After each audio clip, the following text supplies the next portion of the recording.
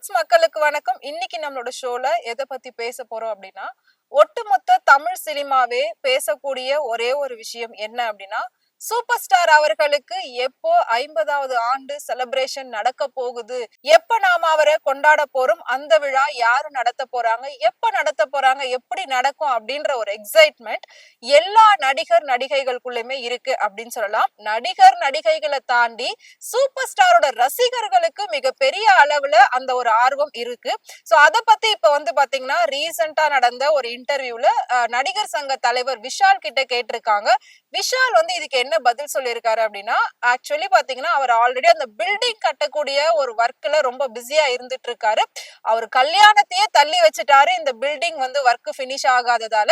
அதனால இப்ப விஷாலோட கல்யாணம் தள்ளி போனதுனால விஷாலுக்கும் சாய் தன்ஷிகாக்கும் ஏற்கனவே பிரச்சனைகள் இருக்கு. அதனால சாய் தன்ஷிகா வந்து இப்ப கல்யாணத்தை நிறுத்திட்டாங்க. சோ விஷால் வந்து இப்ப அந்த வெக்ஸ்ல இருக்காரு. அவர் வந்துட்டு சூப்பர் ஸ்டாருக்கு பொன் விழாலாம் நடத்த மாட்டாரு. அதுவும் நடிகர் சங்கத்துல இருந்து பிரம்மாண்டமா நடத்துறதுக்கு வாய்ப்பே இல்லை அப்படின்ற மாதிரி நிறைய பேர் சொல்லிட்டு இருந்தாங்க. இது எல்லாத்துக்குமே முற்றுப்புள்ளி வைக்கிற மாதிரி இப்ப விஷால் என்ன சொல்லியிருக்காரு அப்படின்னா, கிட்டத்தட்ட 10 வருஷமா இந்த நடிகர் சங்க பில்டிங் கட்ட முடியாமலையா இருக்கு. அதாவது கட்டாம விஷால் நிறுத்தி வச்சிருந்தாரு. ஏன்னா ஃபண்ட் இல்ல அப்படின்னு சொல்லியிருந்தாங்க.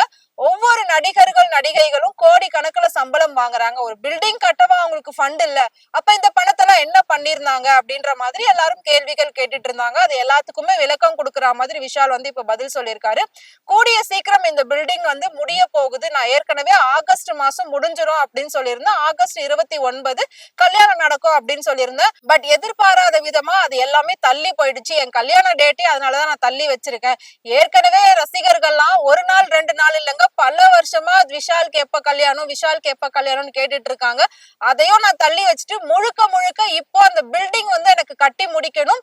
நீங்க எல்லாரும் எதிர்பார்க்கிற மாதிரி இன்னும் ஒரு 2-3 மாசத்துல அது ஃபுல்லாவே முடிஞ்சிரும். அது முடிஞ்ச கையோட என் கல்யாணத்தையும் நான் முடிச்சிருவேன். கல்யாணம் எல்லாம் முடிஞ்சதுக்கு அப்புறமா சூப்பர் ஸ்டாருக்கு கண்டிப்பா நீங்க எதிர்பார்த்ததை விட பிரம்மாண்டமான ஒரு பெரிய 50வது ஆண்டு பொன் விழா நான் நடத்துவேன் அப்படின்ற மாதிரி சொல்லியிருக்காரு. நடத்துறத பத்தி நான் நடத்துவேன் அப்படின்னு வந்து அவர் கன்ஃபார்மா சொல்லாம பரிசீலிக்கப்படும் அப்படின்ற ஒரு வார்த்தையை வச்சிருக்காரு. அது என்ன பரிசீலிக்கப்படும்? 50 வருஷம் ஒரு சினிமால ஹீரோவா தொடர்ந்து நிக்கிறதுன்றது இந்த காலத்துல எவ்வளவு பெரிய விஷயம் அப்படின்னு நமக்கு தெரியும். எல்லாரும் ஒரு படம் 2 படத்தோட ஓடி போனவங்க இருக்காங்க. ஒரு சில வருடங்கள் நடிச்சுட்டு காணாம போனவங்க இருக்காங்க. அப்படி இருக்கிறப்போ 80ல ஆரம்பிச்சு இப்ப 2025, 26, 27ல கூட கால் ஷீட் அவருக்கு ஃபுல்லா இருக்கு. அப்படி இருக்கிற பட்சத்துல கிட்டத்தட்ட 50 வருஷமா தொடர்ந்து ஹீரோவா நடிச்சுக்கிட்டு இருக்க ஒரே நடிகர் நம்ம சூப்பர் ஸ்டார் தான். அவருக்கு கொண்டாடுறதுக்கு என்ன பரிசீலிக்கப்படும்னு சொல்றீங்கன்னு சொல்லி எல்லாருமே விஷாலுக்கு அகைன்ஸ்டா கேள்விகள் கேட்டுட்டு இருக்காங்க. பட் விஷால் வந்துட்டு இல்ல, கண்டிப்பா நான் நடத்துவேன், ரொம்ப பிரம்மாண்டமாவே நடத்துவேன். இந்த விழா, அதாவது இந்த பில்டிங் ஓபனிங் விழாவை நான் நடத்தி முடிச்சுட்டு அதுக்கப்புறம் நான் வந்து சூப்பர் ஸ்டாரோட விழாவை பத்தி யோசிச்சு எல்லாமே நான் பிளான் பண்ணி பண்ணுவேன்றதான் அப்படி சொன்னேன்னு சொல்லி விஷால் வந்து எக்ஸ்பிளனேஷன் கொடுத்திருக்காரு. அது மட்டும் இல்லாம விஜயோட அரசியல் பயணத்தை பத்தியும் விஷால் வந்து ஒரு வார்த்தை சொல்லியிருக்காரு. விஜய் ஒரு பெரிய நடிகரா இருந்தாரு, அவரோட ஒரு ரசிகர் நானு, எனக்கு விஜய்னா ரொம்பவே பிடிக்கும் அப்படின்ற மாதிரி சொல்லியிருக்காரு. சோ விஜயோட ரசிகரா ஃபர்ஸ்ட் நான் பதில் சொல்லிடுறேன். என்ன அப்படின்னா, விஜய் எனக்கு ரொம்பவே பிடிக்கும். நடிப்புல எனக்கு அவரை ரொம்பவே பிடிக்கும். பயங்கர ஒரு இன்ஸ்பிரேஷனா நான் வந்து அவரை எடுத்து பார்ப்பேன். அதனால அவரோட ரசிகரா அவர் வந்துட்டு இந்த சினிமா விட்டு போறதை நினைச்சு நான் ரொம்பவே கஷ்டப்படுறேன். எனக்கு ரொம்ப வந்து கஷ்டமா இருக்கு.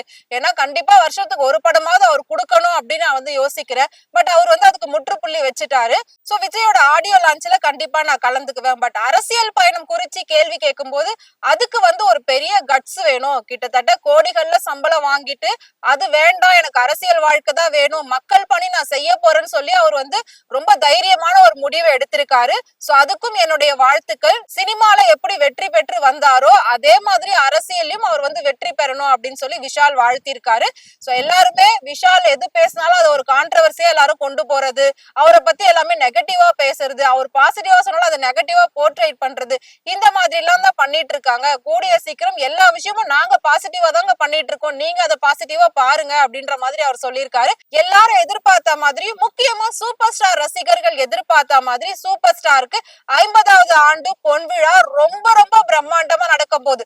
அதாவது ஒரு சங்கர் படம் அப்படின்னா எந்த அளவுக்கு பிரம்மாண்டம் இருக்குமோ அதை விட பல மடங்கு சூப்பர் ஸ்டாருக்கு 50வது ஆண்டு பொன் விழா பிரம்மாண்டமா நடக்க போகுது. அது வந்து ஒரு பெரிய பிளானிங்ல நாங்க பண்ணிக்கிட்டு இருக்கோம், எடுத்தோம் முடிச்சோம் அப்படின்னு உடனே அதை பண்ண முடியாது. அவருக்காக என்னென்ன விஷயங்கள் எங்களால பெஸ்டா கொடுக்க முடியுமோ அதெல்லாம் கொடுக்கறதுக்காக பிளான் பண்ணிட்டு இருக்கோம் அப்படின்னு சொல்லியிருக்காங்க. இந்த விஷயம் சினிமா துறையை சேர்ந்தவர்களுக்கும் சரி, பொதுமக்களும் சரி, சூப்பர் ஸ்டார் ரசிகர்களுக்கும் சரி எல்லாருக்குமே வந்துட்டு ஒரு பெரிய ட்ரீட்டா இருக்கும் அப்படின்னு நினைக்கிறேன். சோ கூடிய சீக்கிரம் 50வது ஆண்டு பொன் விழால நாம சூப்பர் ஸ்டாரை ரொம்ப கெத்தா இன்னும் செமையா பார்க்க போறோம். சோ அதுக்காக நானும் வெயிட் பண்ணிட்டு இருக்கேன். நீங்க சூப்பர் ஸ்டாரோட ஃபேனா இருந்தீங்க அப்படின்னா அவரை பத்தி மறக்காம கமெண்ட் பாக்ஸ்ல கமெண்ட் பண்ணுங்க. இதே மாதிரி சினிமால நடக்கக்கூடிய நிறைய இன்ட்ரெஸ்டிங்கான விஷயங்கள் டே பை டே அப்டேட்ஸ் உங்களுக்கு தெரிஞ்சுக்கணும் அப்படின்னு நினைச்சீங்கன்னா மறக்காம ஃப்ரெண்ட்வுட் சேனலை ஃபாலோ பண்ணிக்கோ.